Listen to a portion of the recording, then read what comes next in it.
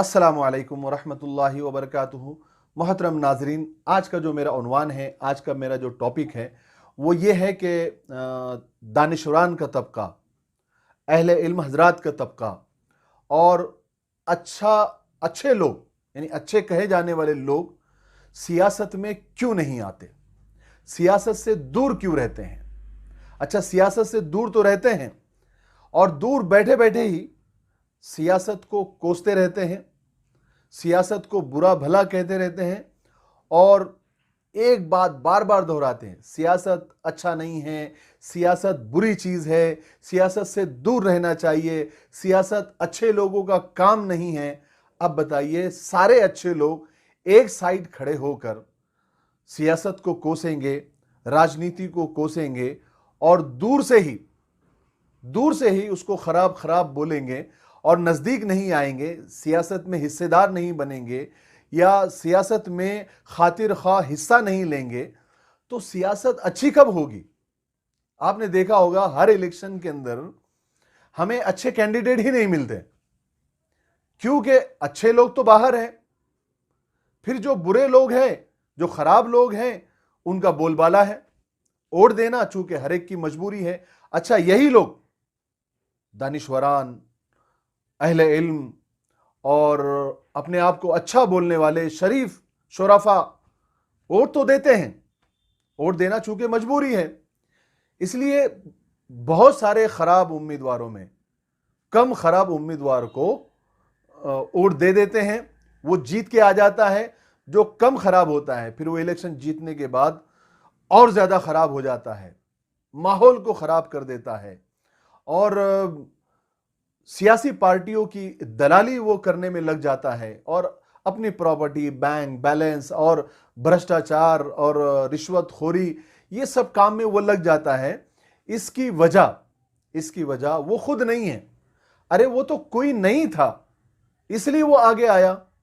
अगर अच्छे लोग पहले से ही अगर आगे होते तो क्या मजाल थी कि बुरे लोग आगे आते। और लोग भी वोट किसको देंगे, क्योंकि अच्छे लोग तो आते ही नहीं हैं, वो तो दूर ही दूर से कोस रहे हैं, नजदीक आते ही नहीं हैं। ना उलमा आते हैं, ना शुरफा आते हैं, ना दानिशवरान सियासत के करीब आते हैं। अपना काम नहीं है, सियासत बहुत बुरी चीज है, सियासत से दूर रहो, राजकारण अच्छा नहीं है, पॉलिटिक्स अच्छी नहीं है, ये बोल बोल के दूर रहते हैं। मामला यहां तक पहुंच गया है, इतना संगीन हो गया है कि मुसलमान पीछे और पीछे और पीछे, इतना पीछे आ गया है कि मुसलमानों के इलाके अब नदी नालों के करीब आ गए हैं। आप मुस्लिम इलाकों का हाल देखिए, ना सड़कें हैं, ना लाइट है, ना ड्रेनेज है, ना अच्छी स्कूल है, ना अच्छे कॉलेजेस हैं, ना अच्छी यूनिवर्सिटियां है। क्योंकि अब बुरे लोग, खराब लोग, हम ही लोग बोलते हैं ना, बुरे लोग खराब लोग सियासत में हैं, तो वो क्या करने वाले, खराबी काम करने वाला है। अरे भाई, गोबर से कभी अच्छी खुशबू की तमन्ना करना बेवकूफ़ी नहीं तो और क्या है। और फिर हमारे अंदर एक तबका है, वो उनका अलग ही नारा है। वो ये कहते हैं कि ये जो हालात है आजकल के, जो मुसलमानों के जो हालात है, जो मेन स्ट्रीम से पीछे हैं मुसलमान, आगे नहीं हैं, चाहे माशी लाइन से हो, इक्तिसादी लाइन से हो, चाहे सियासी लाइन से हो, पीछे इसलिए है कि वो नमाज नहीं पढ़ता, वो रोज़े नहीं रखता, वो मस्जिद को आबाद नहीं करता, वो तहज्जुद नहीं पढ़ता, वो इबादत नहीं करता, वो जिक्र नहीं करता, वजीफे नहीं करता। उनका कहना तो ये है कि मुसलमान अगर 100% नमाजी बन जाए, रोज़ेदार बन जाए, तहज्जुद गुजार बन जाए, तो ये जितने भी मसाइल है ना, ये जितने भी हालात है, सब ऑटोमेटिक और खुद ब खुद हल हो जाएंगे। मुसलमानों के समाजी मसाइल है, माशी दुश्वारियां है, उन पर हो रहे जुल्म और अत्याचार और ज्यादतियां हैं, ये खुद ब खुद खत्म हो जाएगी। अब आप सोचिए कि ये बात कहां तक सही है। क्या आप लोग इस बात से इत्तेफाक रखते हैं कि मुसलमान 100% अगर नमाजी बन गया या तहज्जुद गुजार बन गया या जिक्र वजीफे करने लग गया और अपने अपने हुजरे अगर उसने संभाल लिया, तो क्या ये सब हालात खुद ब खुद दुरुस्त हो जाएंगे? मैं तो इस बात से बिल्कुल इत्तेफाक नहीं रखता और मेरी नाइत्तेफाकी ऐसी नहीं है। मेरी नाइत्तेफाकी के पीछे कुरान और हदीस पर मबनी वाज़ेह दलाइल हैं। सबूत है, कुरान और हदीस से ही है। आप सल्लल्लाहु अलैहि वसल्लम की एक हदीस है जिसका मफहूम यह है कि कमजोर मोमिन से कवी मोमिन बेहतर है। देखिए, मैं आपको बताता हूं, 1400 साल पहले मक्का के जो अव्वलीन मुसलमान थे, जिन्होंने पहले ईमान लाए थे, यानी जो शुरू के जो मक्का के 13 साल थे, उस पर जो है मुसलमानों पर जो जुल्म हुआ, जो उनके ऊपर ज्यादतियां हुई, अब मुझे बताइए, क्या वो इबादत गुजार नहीं थे? क्या वो इस्लाम से, मजहब से जुड़े हुए नहीं थे? फिर भी कुफ्फारे मक्का के हाथों उनके सताए जाने का सिलसिला किसी भी तरह से खत्म नहीं हुआ, बल्कि दिन ब दिन संगीन होता गया। इतना संगीन हो गया कि सहाबा को इथोपिया जाकर पनाह लेनी पड़ी। आप सल्लल्लाहु अलैहि वसल्लम को और सहाबा को मदीना मुनव्वरा हिजरत करनी पड़ी। आप सल्लल्लाहु अलैहि वसल्लम ने मक्का की तरफ और काबे की तरफ देखकर यह फरमाया था कि मेरा दिल नहीं चाहता इसको छोड़ने के लिए, लेकिन यहां के रहने वाले मुझे इतना परेशान कर रहे हैं, इतना सता रहे हैं कि मैं मजबूर हूं। क्यों कहा आपने? महज मजहबी उमूर और मजहबी आमाल से मसाइल हल हो जाते तो फिर मक्का में सहाबा के मसाइल हल क्यों नहीं हुए, खत्म क्यों नहीं हुए? क्या उनकी इबादत में नाउज़ुबिल्लाह कोई कमी थी? उनके ईमान में नाउज़ुबिल्लाह कोई कमी थी? वो तो माशाअल्लाह इबादत गुजार थे, उनसे बड़ा कोई इबादत गुजार नहीं, उनसे बड़ा कोई तहज्जुद गुजार नहीं, और उनसे ज्यादा मजबूत ईमान वाला कोई नहीं। सारे औलिया अल्लाह के ईमान को अगर जमा कर किया जाए तो वो एक सहाबी के, एक अदना सहाबी के ईमान के बराबर नहीं हो सकता। इतने मजबूत ईमान वाले और इतने इबादत गुजार, लेकिन कुफार मक्का का जुल्म सितम खत्म नहीं हुआ। अगर सारे मसाइल सिर्फ दीन के एक शोबे को जिंदा रखने से हल हो जाते, तो जब कुफार मक्का सन 7 हिजरी में मदीना पर हमला करने का मंसूबा बना रहे थे, पूरा मदीना उसकी जद में था। अब बताइए, खंदक खोदने की जरूरत क्यों पड़ी? घर में बैठकर रोजे नमाज कर लेते, नमाज पढ़ लेते, रोजे रख लेते, अल्लाह अल्लाह करते और ऑटोमेटिक मसाइल हल हो जाते हैं, जैसे कि आजकल के कुछ लोग कहते हैं। तो साहबा ने ऐसा क्यों नहीं किया? अब सोचने वाली बात यह है कि ऐसा क्यों नहीं किया, उन्होंने खंदक की तदबीर आखिर क्यों अपनाई?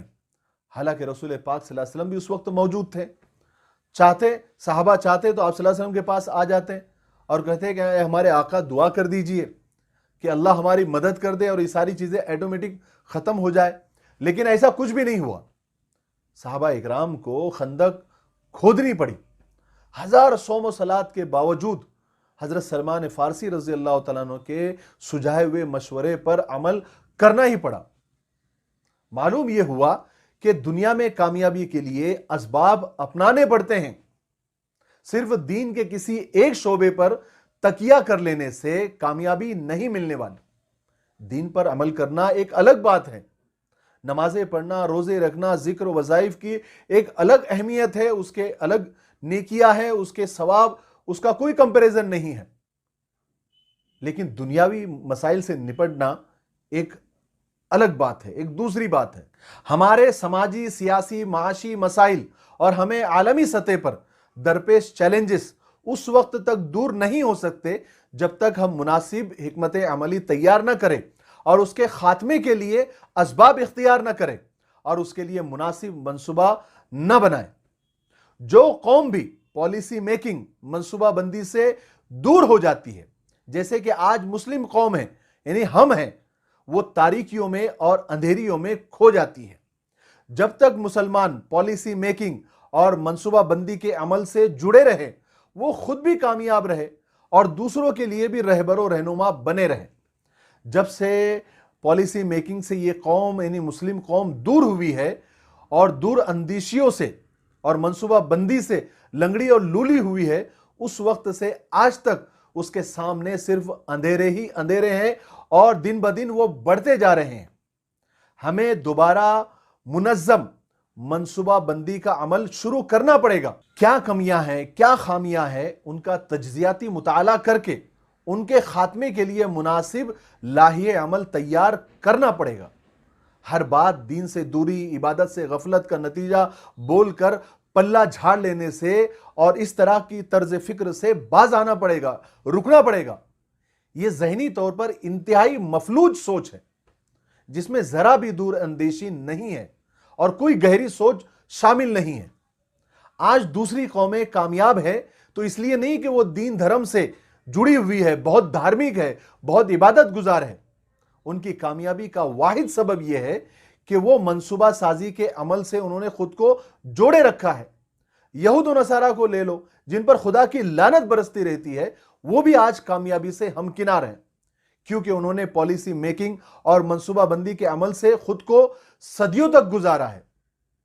आज हिंदुत्व ब्रिगेड मुल्क की गद्दी पर विराजमान है, इसलिए नहीं कि वो धर्म से बहुत जुड़ी हुई है और बहुत इबादत गुजार है, बल्कि इसलिए कि उन्होंने कई दहाइयों पहले यह ख्वाब देखा था और उसके लिए मंसूबा बंदी की थी, जिसका फल वो एक अरसे के बाद आज चख रहे हैं।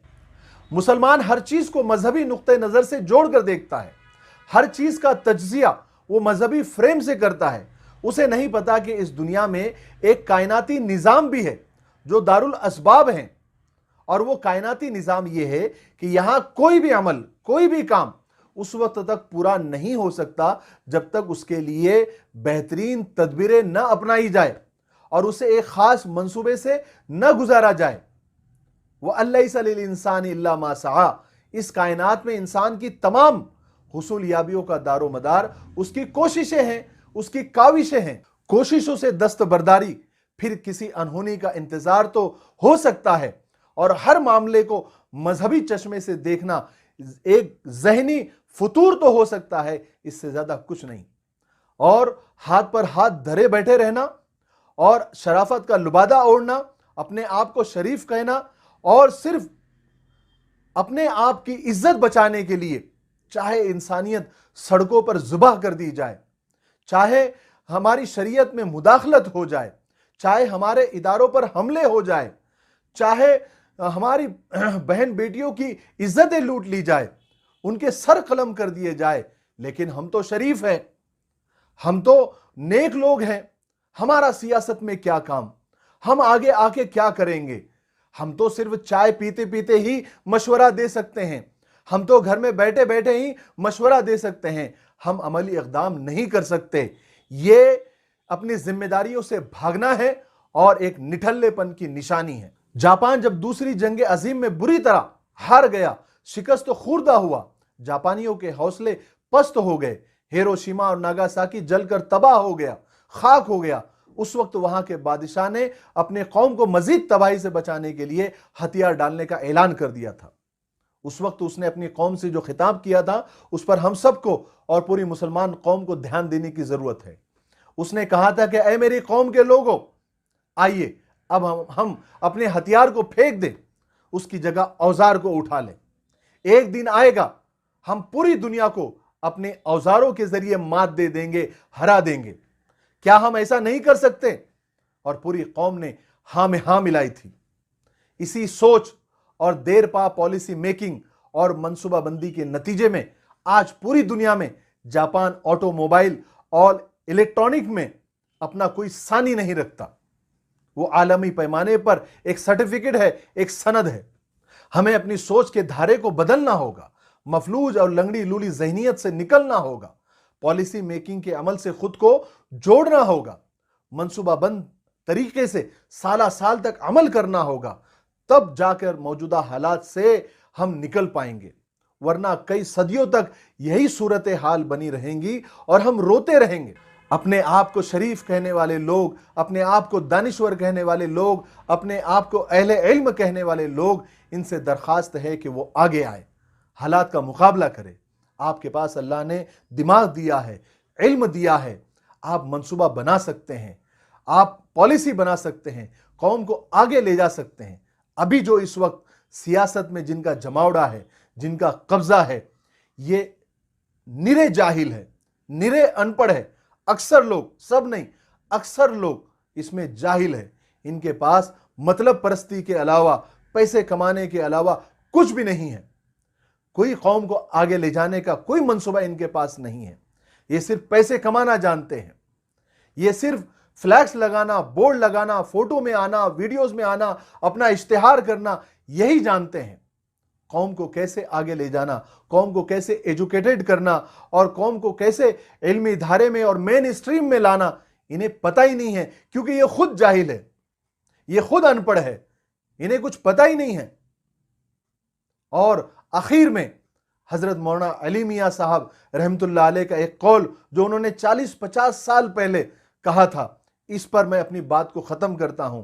फरमाते थे कि अगर तुमने मुसलमानों को 100% तहज्जुद गुजार बना दिया और मुल्क के हालात से बेखबर रखा, बाखबर नहीं किया, उन्हें सतर्क नहीं किया, उन्हें होशियार नहीं किया, तो तहज्जुद तो छोड़िए 5 वक्त की नमाज के भी लाले पड़ जाएंगे।